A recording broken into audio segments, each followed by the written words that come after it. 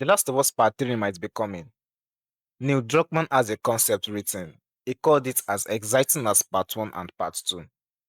There are unannounced projects in The Last of Us right now. So the question isn't really if anymore.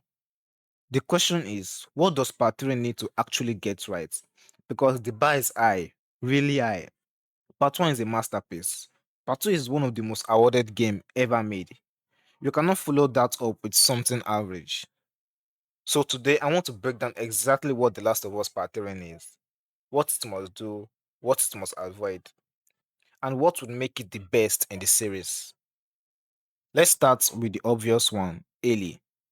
Her arc in part 2 ends in a very specific place. She loses her finger, she can't play guitar anymore. She lets Abby go. She walks away from everything.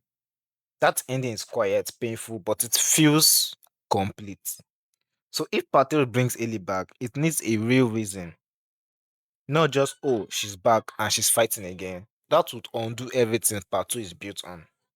That congregation of immune people concept that Druckmann mentioned, that could be the reason. Ellie finding out she's not the only one. That's a story worth coming back for because it doesn't reset her arc. It breaks it open in a completely new direction. She spent 2 games believing she was special. Imagine finding out she's not. That is a valid reason to return. Part 3 don't need to explain much. One of the things that makes The Last of Us special is what it doesn't say.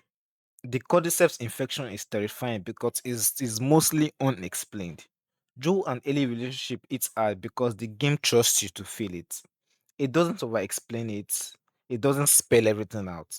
Part 3 needs to protect that. The moment this franchise starts over explaining its word is the moment it loses what it makes it special. More immune people can exist, but we don't need a scientific breakdown of why. We just need to feel the weight of it. Leave room for imagination. That has always been the Last of Us way.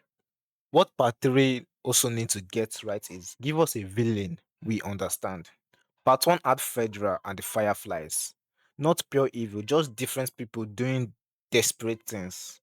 Part 2 gave us Abby, who the whole internet wanted to hate, and then made you understand her completely. That is hard to do, and Naughty Dog pulled it off. Part 3 needs to continue that tradition. Not a cartoonish villain, not evil for evil's sake.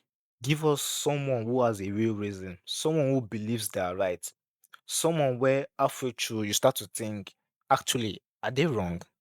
That moral gray area is what separates The Last of Us from everything else. Then Joe legacy has to matter. Joe is dead.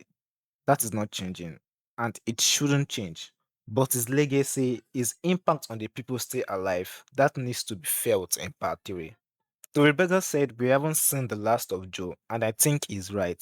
Not because Joe will come back, because the people who loved him are still carrying him.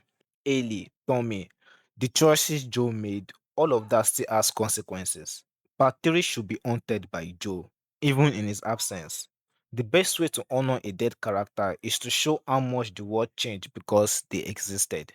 Actually, before we go further, if you're enjoying this kind of breakdown, subscribe. Okay, let's get back to it. Multiple characters needs to be done right.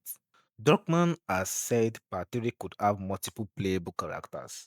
And my reaction is yes, but be careful.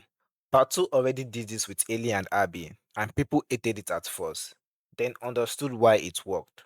The key was both characters had full stories. Neither felt like a filler.